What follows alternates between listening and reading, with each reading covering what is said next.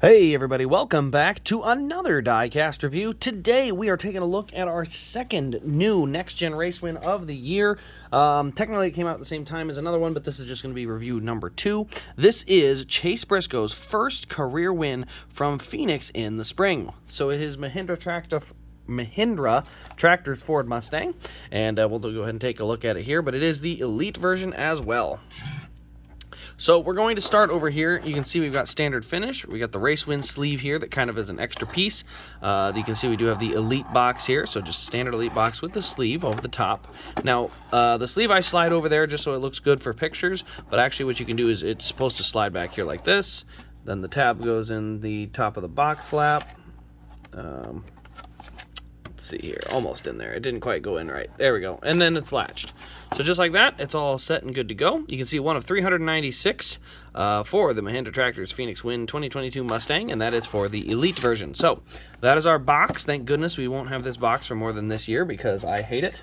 And I think a lot of you guys agree. Now, it does have a couple of inserts that come with it. The first of which, you can see here, Chase Briscoe, Ruoff Mortgage 500 winner, March 13th, 2022. Go around to the back side of the card here. Total laps, 312. He led 101 laps on the day, so actually a very competitive day for Chase Briscoe when he got this win.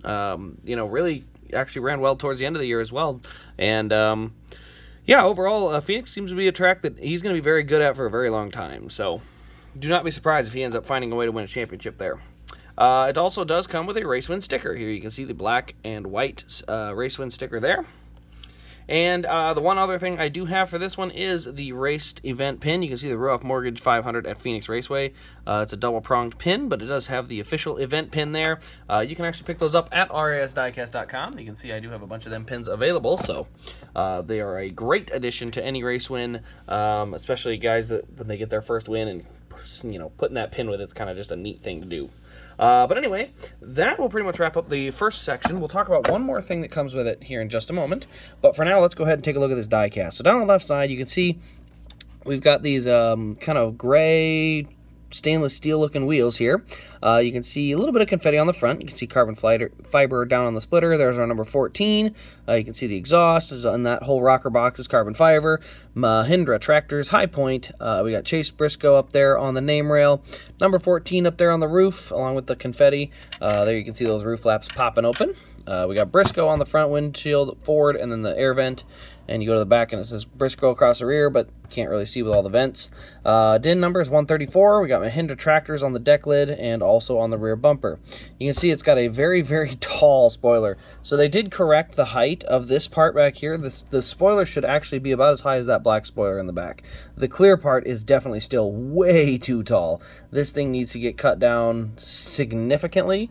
It's really weird because this is actually what should have been about the correct height for the 2019 next Gen 6 cars, and they had them way too short. And then now that those would be the right spoiler heights for this, and they have them way too tall. So I think they're going to tune on them. Unfortunately, the first few of the year are going to have way too tall a spoiler. Not much we can do about it, unfortunately. It is an Elite, so what does that mean? Functioning rear suspension and front suspension. The deck lid also does pop open.